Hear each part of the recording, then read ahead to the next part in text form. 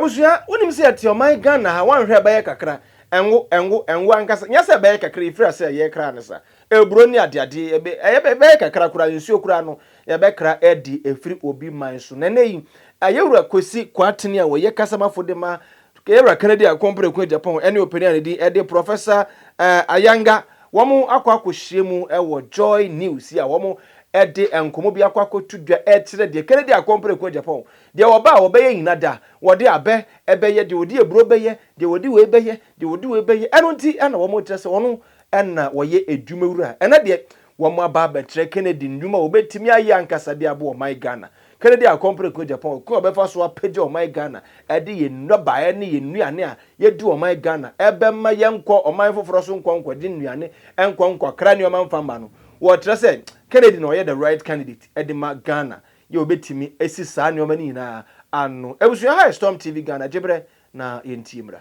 It'll be a good time to talk about the ministries that you are looking to relocate outside of Accra. Yes. That's what I'm going to do it calmly because this so our position is that I mean to be very honest, Ghana's development is currently trapped in Accra, and if you go to most of the other regional capitals, it's either underdeveloped and economically inactive. For instance, when you visit regional capitals like Wa, Bogatanga, Damango, Techima, and Koforidua, it's almost like a ghost town or ghost cities. It's almost silent, no economic activities going on during the day, literally. And there is little economic activity, few corporate jobs. Very often, you realize that some of the commercial jobs are also not there. And for me and Agyapong as a person, we are of the view that this is not how a country grows. Agyapong is therefore proposing a bold reset to take government. And of course, I mean, that's why I agree with Prof. That's why we need a reset. Proposing a bold reset to take government to the people. And so instead of running Ghana from one overcrowded point, the city of Accra, with high traffic, high rent, floods also going up, youth employment. Meanwhile, other towns and other cities are also undeveloped. Kennedy plans to relocate some of the key ministries and their agencies to some of these regions. Of course, in doing that, you also have to consider and match it with its natural strength. For instance, if you are looking at, say, fisheries, you may be looking at central region. If you are looking at, say, food and agriculture, with arable land in the northern part of Ghana, you may also be concentrating there. For instance, if you are looking at energy, western region, we are already mining oil there, so you may also take advantage of that. For instance, tourism may also have to be situated in the Volta region for your region. So we are also considering you. So we are of the view that when ministries move, money, jobs, and decisions also move, and each relocation creates a new ecosystem where you have contractors, hotels, schools, tech services, local industries, and it's all chain of reaction for regional growth. And so what we are saying is not just about new offices, but it's about economics. It's not the usual politics, but it's about making every region also matter again. Then we are able to intertrade, boost tourism. People naturally move from and travel from one region to the other, invest in them. Then we are able to ensure that there is indeed balanced development across all regions. Opportunity will spread across all regions. And then we are able to indeed alleviate poverty and move our nation forward. So that is Agyapong's understanding of practical decentralization. And of course, I mean, he's still talking to the delegates, he's appealing to the delegates. And when he gets the opportunity to become the flag bearer, and of course, subsequently, by the grace of God, the president of this country, 2020, since we are very damn sure that NDC is going to fail the fight against Galamsey, and obviously the regime change will also come in, Kennedy will come, and then decentralize our ministries, create more jobs, move a lot of people, the young people in Galamsey, into these jobs within the various regions and the regional capitals, and of course, then also ensure that there is strong compliance and enforcement when it comes to the fight against Galamsey. They will be able to do that as a country. We will make significant strides as a people. Okay. Oh, well, yeah. Yeah. Prof. I just want to... Prof is in the development space. I just want to make a quick input that I sat here and you all saw the number of vehicles we got. I only asked for more. So I was at the commissioning of those vehicles, standing beside the Honorable Amabua to commission them. And I must commend the government for the agility it has shown in resourcing and retooling us. I'm only saying that we need more because I feel that we need to expand, and that is also happening. I can't sit here and allow Honorable Kwarteng to make it feel like we are sitting now and not doing anything. But I will let that slide. I don't want to waste my time. I'm sorry for setting you up. You are talking and I'm doing, so talk is cheap. So I'll allow you to have your day. But let me go straight to the point that this is an idea that we drummed several years ago. If you go to my Facebook wall, you see this idea there. So it's nothing new about decentralizing ministries. That is something that people are doing. The only problem I have here is that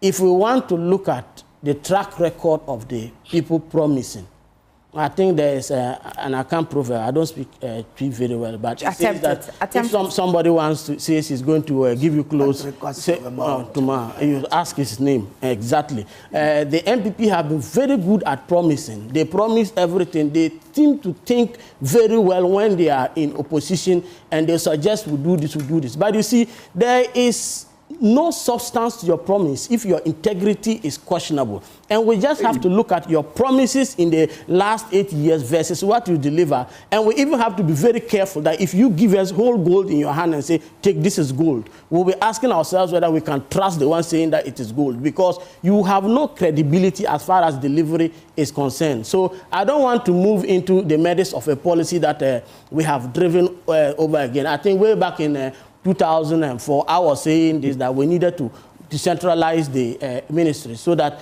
people get to know their country. Everybody comes to Accra because all the ministries are here. If the Ministry of Agriculture was in my hometown, Zuarungu, people get to know that. If the Ministry of Forestry were in the Western region, you won't have people go to school here, finish university, travel abroad, and they've not been there. And you won't have also people coming in and landing in Accra, and then everybody is staying in Accra. You see a lot of development spreading. So naturally, it's a way to ease it. But it is easier said than done, given the historical concentration of the activities in Accra. It will take a lot to do that. But with technology, yes, I think it is a good idea to look at that again. But the problem is the NPP has never delivered anything that they have promised. Even if they give you the tin, when you open it, you realize that it is packaged to loot and rape the state. And that is another idea, loading. That is another idea. So I can't trust the NPP on their delivery. Yes, it's a good idea. I will buy into it. I'm not like Kwarteng, who doesn't give credit where it is due. I think that this is something I will support any day. Just that they don't have the ability to deliver. Prof, that is the truth. If it becomes a priority to them, just as it looks like, because if you listen to his explanation, it looks like it will be a priority for that government to do. They did the same with free SHS and they delivered. Why they did the same with one district, one factory. Have you seen the factories? They did the same with one village, one dam. Have you seen the dams? And they did the same 1 million every constituency. Go and ask the constituencies whether they have seen $1,000 before. They are all promising. Bagumia is there promising meetings every year. It's their trademark to talk. Talk is cheap. When they create a problem, we come to solve. Look at the economy today. Look at what the IMF is saying about Ghana's economy. We do all these things in the unfortunate peradventure, and that's going to be a long, several years to come. But if one day we're out of power, you see what they'll come and do. They'll take us back to the IMF, run this country bankrupt, lose elections, only for us to come and build again. That has been the cycle of the Fourth Republic. And it's unfortunate that they destroy, we build, they destroy, we recover. It is a problem. They are here promising no concrete plan behind it. It's just talk. And but eventually they'll come Prof, and tell you. How does an NPP flag bearer aspirant promising relocating some ministries from Accra to other regions, because I think that, of course, it will boost the economic of that particular area. And you say as well. I mean, I said but that, how can that amount to that? But I'm saying that it's the integrity. They can't do it. But the person promising On what track record are you judging him? Promising has been one of the longest serving MPs in this country. Where was he? Has he spoken about that in Parliament? You just need to look at what he has been doing over the years. He is known for sitting on TV and taking down his opponents, people who have won contracts and defeated him in a bid. He's gone to his radio station and talked them down and ripped them apart. So that is what he's noted for, not following up through policy. Give me one policy that you remember Kennedy Agyapong forcefully articulating in the floor of Parliament, giving all his years. So why should I want to take We have to go for the Hansard to do this. Yeah, you're a journalist. Go do it. Go do it. Yeah. I mean, you never know. Kwasi is here. He probably go do it. He should tell me. He should show me where he has advocated a policy like this. While I think that he has served in Parliament. While I think that the role of a member of Parliament is nearly, or it's quite far-fetched from that of a president. But Kwasi is here, and I don't speak. Speak about it. Put it on the floor of Parliament. I will tell you what Kennedy Agyapong has done. There is no greater policy than creating jobs. His current factory, which is the rubber factory, currently employs about 360 people. Out of it, 300 of them are our brothers and sisters from the north. His own brothers sitting there. Ask him how many as a northerner he has been able to create jobs for his own people. Aside being a don't go there, oh. I'm asking you what I say don't go there. Go and check my track record. I'm saying just go and check I don't have a fraction of what Kennedy Agyapong have, but you go and mention my name in Northern Ghana and they'll tell you what I do. How many jobs have you created? I'm saying you just go and check my track record. You go just go and ask anybody about Professor Ayamga. They'll tell you what I'm doing. Don't go there. Don't just go there. I don't have the millions he has, but what I have done. You go to Northern Ghana and check. We don't expect you to do what I do. I do because I'm a human being. I don't need to take from the state to brag. I've been doing it from my own pocket. Okay. We expect that you do something which is reasonable and proportionate. That at his level, he has been able to create 7,000 jobs. His last factory has employed our brothers and sisters from the north. Your own people, about 300 of them, just currently. How have you been able to help your own people? Sitting there as a deputy EPA boss. So, if you want to do the politics this morning, we'll engage you. I mean, we don't have any job. Kwasi, I think you can make the point without questioning the guest. I think you can make the point. You can tell me what Kennedy Agyapong has done. No, to be very honest, it's not a question. I know he takes pleasure. He wants to check my track record. It's there online. Go and check it. So you go and check it. If you go and check my track record, you come and eat back your own words. I can give you that as a promise. I can tell you that on authority, that if you go and check my track record in Tamale that I am from, in Bolgatanga or in Zwarungu, you eat back your words. Prof, you're not running for president. I'm not running for president, and I'm doing so. He should defend his not try to take me on. You keep interrupting me. No, you are taking me on as if I'm running for president. He is running for president. Is that not so? You don't need to run for president before you impart your people. And I am doing it. I am doing it. I said I have been doing it even when I was a lecturer. Now I've turned a research assistant. You let me proceed. I am saying that I won't do your research for you. But what I'm saying is that when you are on live TV, now as a deputy CEO, you now become the father for all. You are not necessarily representing the NDC alone because it's not NDC's money that is being used to pay you. We pay taxes to you. We pay taxes to the government, and as a CEO, you are supposed to represent everybody. Now, most importantly, are you suggesting that because we lost an election, we cannot criticize you? We losing an election does not necessarily mean that we lost our citizenship. We are going to criticize you, put fire on your feet every day, now and then. You're welcome. So be ready for more. But our point is that when we talk about Kennedy Agyapong undertaking a new policy, of course, MFR rightly answered you that it's not the duty of parliamentarians to be proposing policy. Those are the duties of cabinet. But at the end of the day, I'm saying that if there is any greater policy that Kennedy has been able to implement, is the policy of jobs. He's created jobs across the country. And that is what he's going to do when he gets the opportunity to also serve as a president. As to trying to undermine his track record, I'm not sure that even requires a response.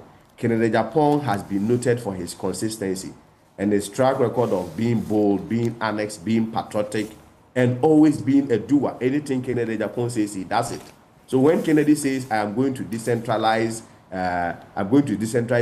ministries, and he said there is no implementation plan, I suggest to you that the first 100 days, Kennedy Agyapong is going to establish a national decentralization task force. This is not just a policy that we've just thrown it out. We've indeed researched into it. Within the first 1 to 2 years, Agyapong is going to pilot relocations and digital integration. The next 3 to the 4th year, the 3rd to the 4th year, there will be full regional build-out and infrastructure expansion. And from the 5th to the 6th year, there will be a review. We'll optimize and institutionalize the new governance model.